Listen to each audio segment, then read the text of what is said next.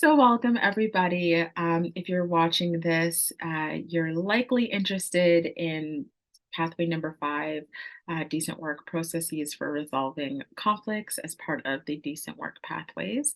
My name is Yami and I use they, them pronouns. And today I am calling in and recording this video from Toronto, land that has been stewarded by the Haudenosaunee, the Huron-Wendat, the Mississaugas of the Credit. And I am forever grateful to be able to have this conversation with the folks at Writing Relations. And I'll let you introduce yourselves in a moment.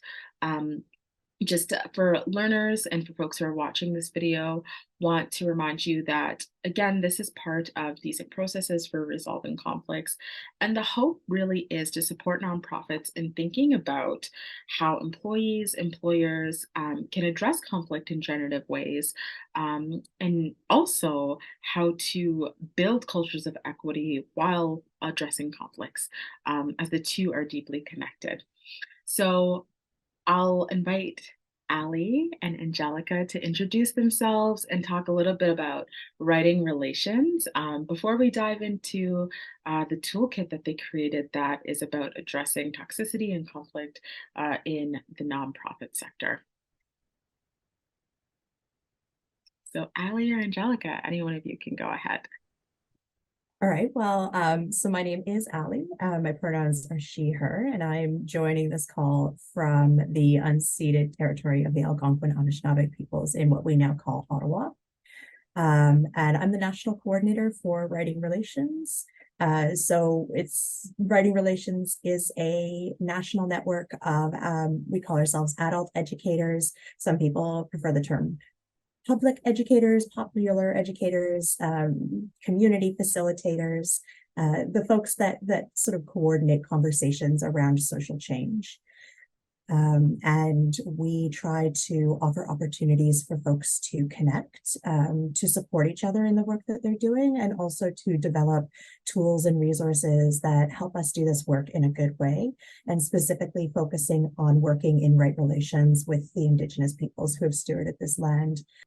So, Angelica, if you could share a little bit, introduce yourself and share a little bit about the toolkit and how Writing Relations, how it came to be within the organization. Sure. Well, thank you so much, Yami, for bringing us in. I think that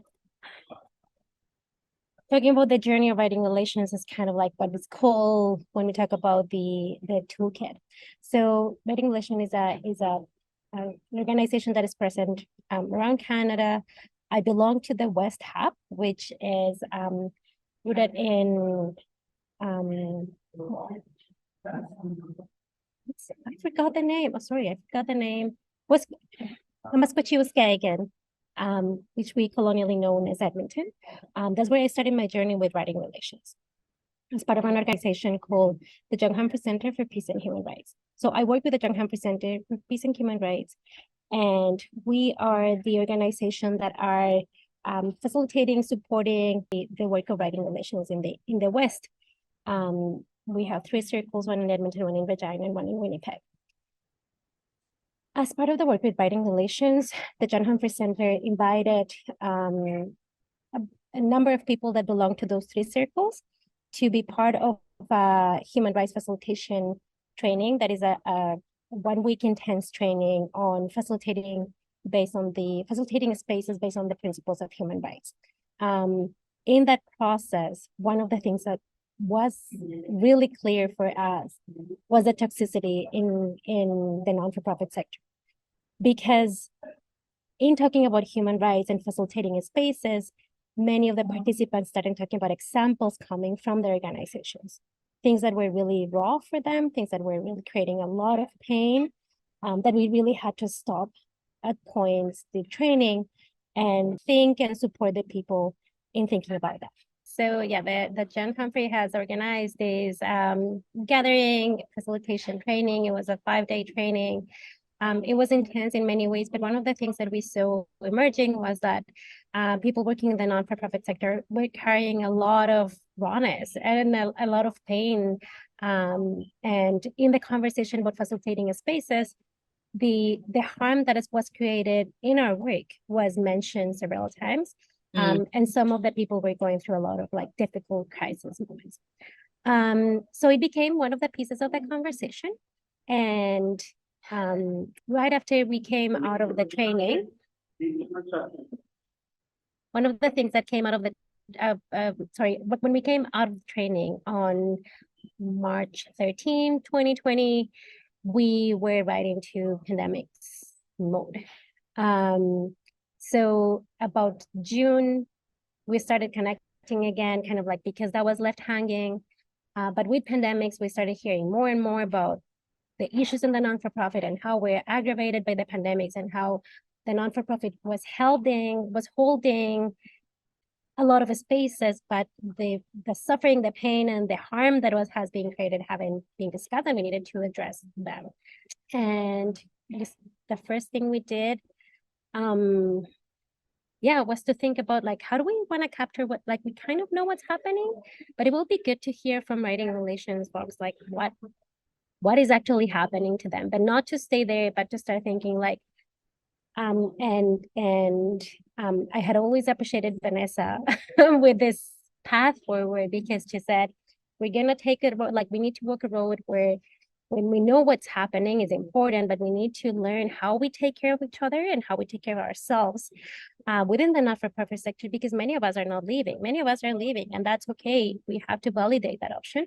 But then the ones who are deciding to stay, how do we take care of each other? How do we take care of ourselves? What are the things that we're doing, we have done, and that we are learning in this path?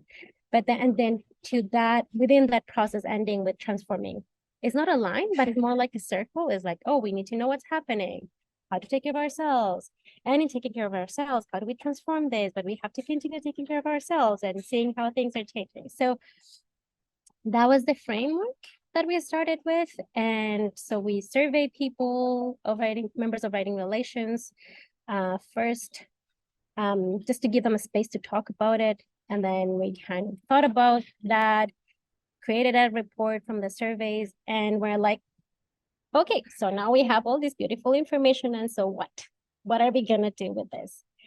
And so that was exactly what the question you asked him, and like, that's how it ended up being practical. It was like, we need something that help people think about what is happening. Processing is really important. There is not a lot of tools for processing what is happening. What are the options for people?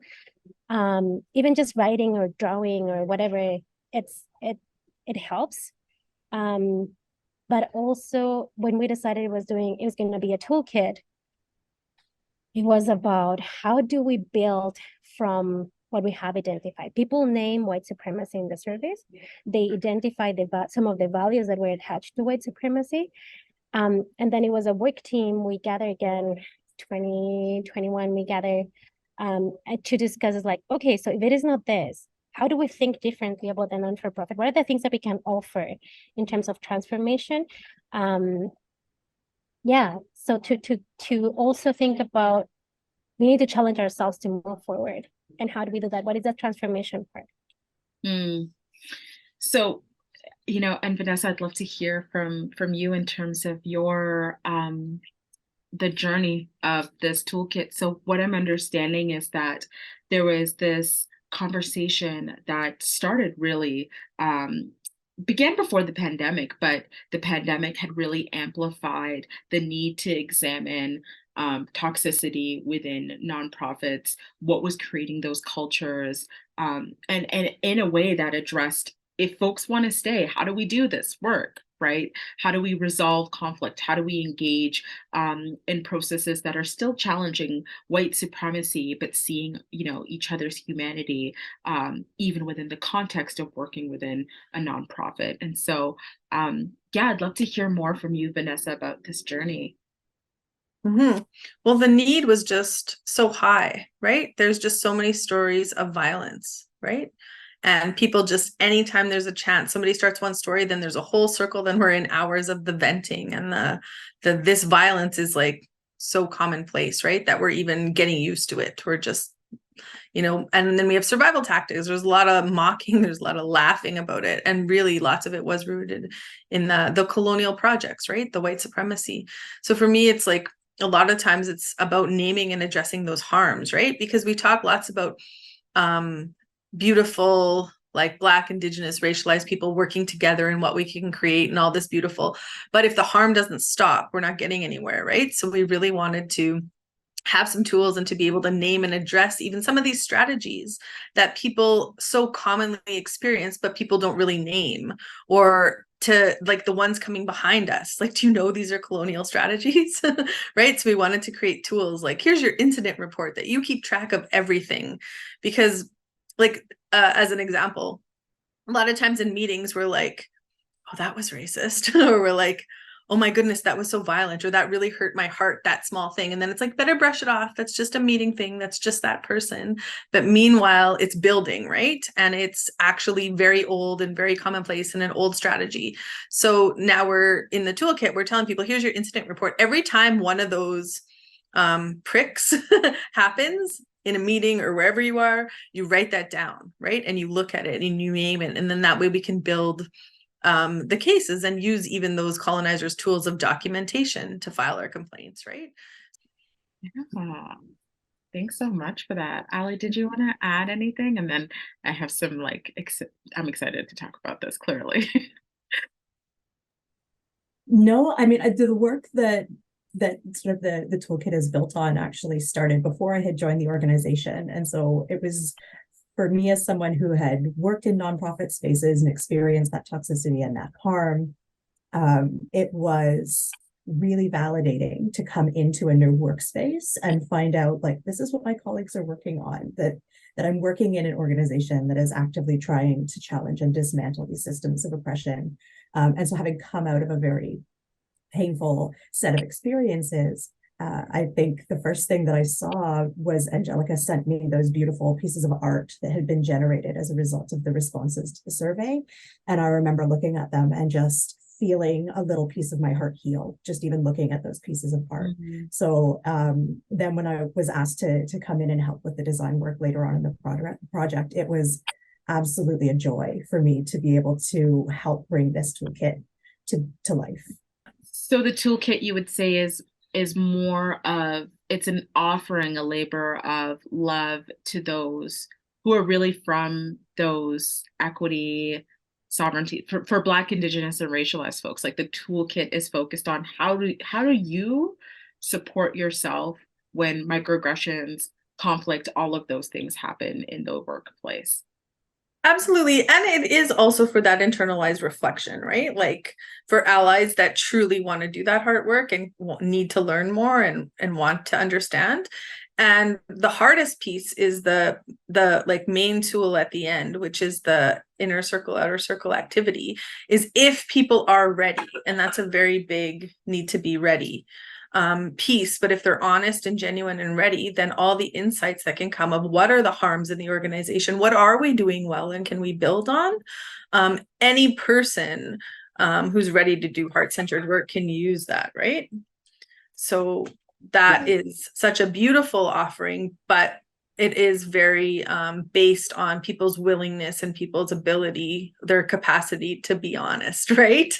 And to look at themselves and be like, I need to improve in this place, right? And we all need that. So for me, it's a powerful tool. It's simple. Like, the simplest things are usually the most powerful, right? So what type of mindset do you need to be in, you know, to be able to acknowledge these realities? Because I think anyone could pick up this toolkit and read it and be like, okay, I want to implement it. But there is a particular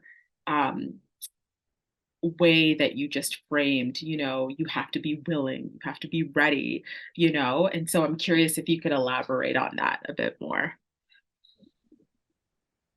I can take a stab at that. So I found two ways or two different mindsets to approach, and I think Vanessa was talking a little bit about how for us that are workers of the non-for-profit sector, that are going through these experiences, just reading it and finding yourself that you're not alone. Like, this is a common experience, because many of us think that is our fault. Like, part of this colonial system is like, oh, it's my fault, I might not be working this hard, or I might be creating the situations. So just reading it and seeing it, that is just systemic, it is healing in itself. right? And so the tools are ways of like supporting the processing and supporting the ways of like, what do you want to do with this? Like with this realization, with this conversation, like how do you want to proceed? So there are a few tools about like individually thinking, what do I need? How do I go around this? How can I think about this? And the other piece is about allies, if you want to call them allies, or people who have a lot of privilege that work in the non-for-profit sector that are trying to, but it's hard for them to see the realities that they don't live, period. Like they don't see the violence they create. And so some of them don't see that. So it's also a way of like, and I try this with our board. So let's, with this toolkit, introduce white supremacy to you. And this is what it is. And this is how we define it. This is how it's reaffirmed historically in Canada. And now let's engage with bits and pieces. And we can support them because we need a board that is better for the organization. And so being willing to have the conversation. I think naming defensiveness is important, and the different ways in which defensiveness appear in your body and in group dynamics is important, because it's hard for people to understand that they are having a defensive reaction. I have found that really important to show, like, to discuss what is defensiveness and why does it happen in your body when these conversations are brought up. And we all can react. So just one of the things that we call in the toolkit is like, just take the time to go through it slowly. Don't rush yourself. Do not go through this toolkit as a check mark. It's not a check mark.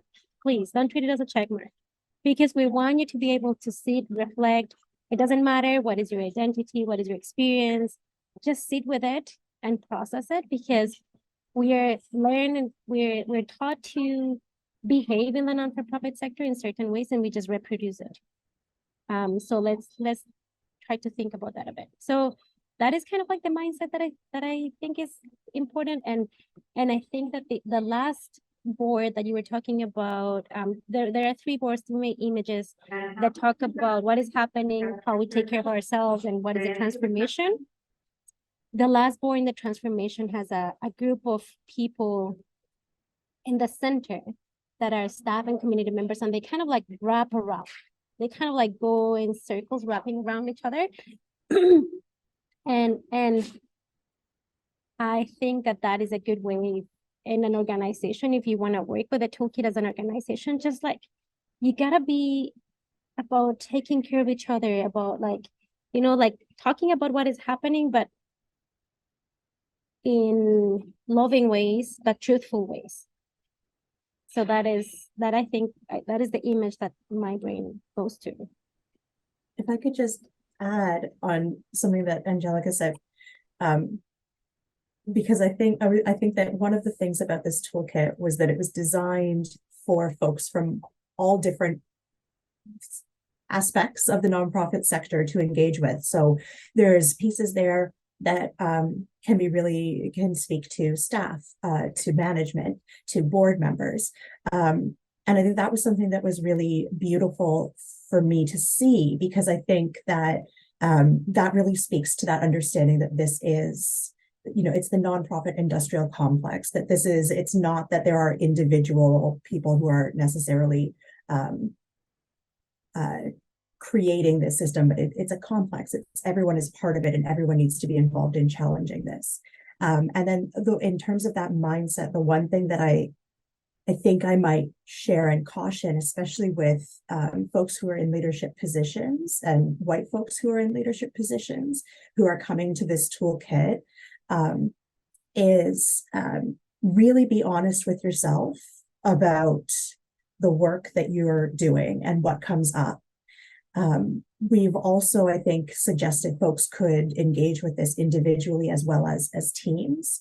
And I would absolutely send the caution that if this is something you'd like to engage with as a team, really be honest with yourself, be honest with your team about what the potential for harm is and how you can mitigate that, how you can take care of your team when going through this process. I think there might be my fear, and what I wouldn't want to see happen is that somebody enters into using this and it becomes harmful for, in particular, Black, Indigenous, and racialized staff members who might be brought to this process without that compassion and that consideration. So that would be my one piece in terms of that mindset, especially if you're a leader, especially if you're somebody who has a lot of power and privilege, you know, to really think about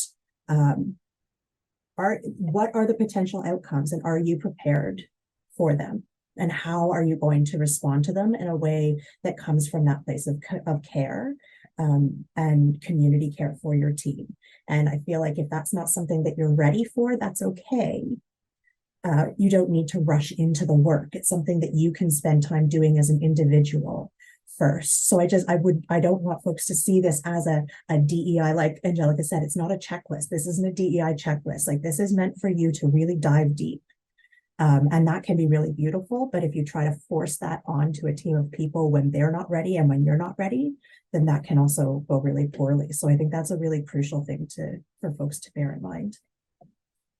Yeah, we are like just the awareness of it, right? We're trying to create something beautiful, and it really is about, can we walk our talk? Can we be what we pray for? That's what I always ask, right? So just that is in the air, that this is a focus, is how we're trying to build. We work very circularly, very consensually, very, you know, it's always with us because it's who we are, right? And we're like trying to focus on the needs of people with the highest needs come first. Of course they do, right? So how are we always recentering ourselves and trying to navigate those types of things?